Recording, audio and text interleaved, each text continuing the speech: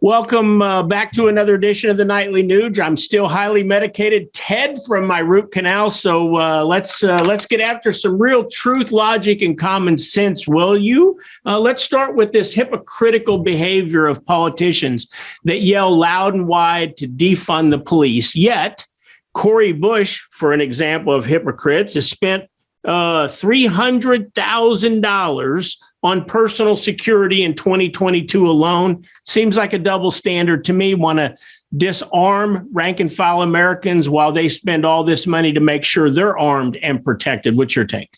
Well, I've been witnessing this all my life. I'm 73 and a half years clean and sober. So my radar has picked up some really accurate information in my lifetime. And whenever I started witnessing this anti-gun, anti-Second Amendment, anti-we the people insanity from the left, typically from the left, where they wanted to restrict and actually violate their sacred oath to the Constitution, because when you pursue gun restrictions, you are infringing, and the Second Amendment says shall not be infringed. And I've watched these lifetime, particularly the lifetime politicians, and even the Bloomberg goofballs and the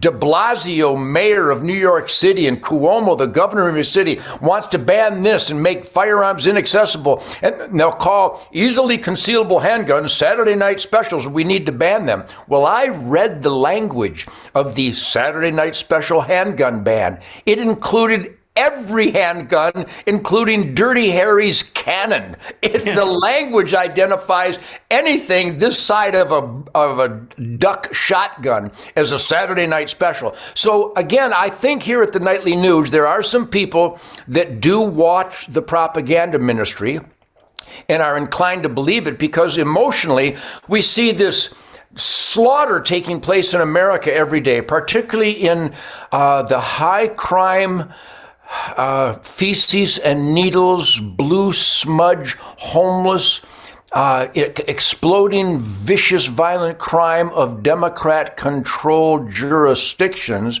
And I know I'm speaking to the choir in many instances, but a lot of people, their ignorance and emotional reaction to, well, if we just banned the guns, the people wouldn't be shooting everybody. No.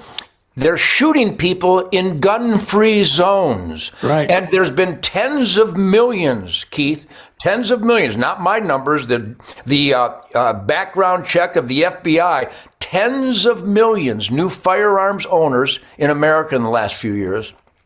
Millions upon millions of increased concealed weapon permit carriers, which means they're keeping and bearing arms. They have guns on them. And wherever you have the highest incident of concealed weapons permits, you have a dramatic reduction in all violent crime, particularly right. Use of firearms in crime. So these politicians will infringe with their lies and their deception, while they charge the taxpayers who they're disarming and eliminating the access to the law enforcement heroes. They will take our tax dollars and hire machine gun toting security forces while they disarm their bosses. That's the clincher. We the people are their bosses, and we wrote the Constitution and the Bill of Rights. We the people have the right to keep and bear arms, and those politicians should merely make our neighborhoods safe by quit releasing violent criminals. And I'm going to conclude it like this, Keith. I did it to Pierce Morgan. I've done it to thousands of interviewers who play devil advocate, because if you're going to counter what I say, you would be on the side of the devil. And they claim, well, if we could just ban the guns. I go, well, I'll tell you what. More people die drowning every year. I would rather save more lives. So I'll tell you what we'll do, Pierce. I'll work on banning water. You work on banning guns. And let's meet every year and see how we're doing. It's a virtual impossibility. Guns are banned by citizens in Mexico. And since you and I started talking, the machine gun toting cartels have killed dozens of people in the gun-free zone of Mexico. Who doesn't get this? I shall not be infringed. You know what, Ted? Great comments. And your last comment is a great segue into what I want to talk about with you tomorrow.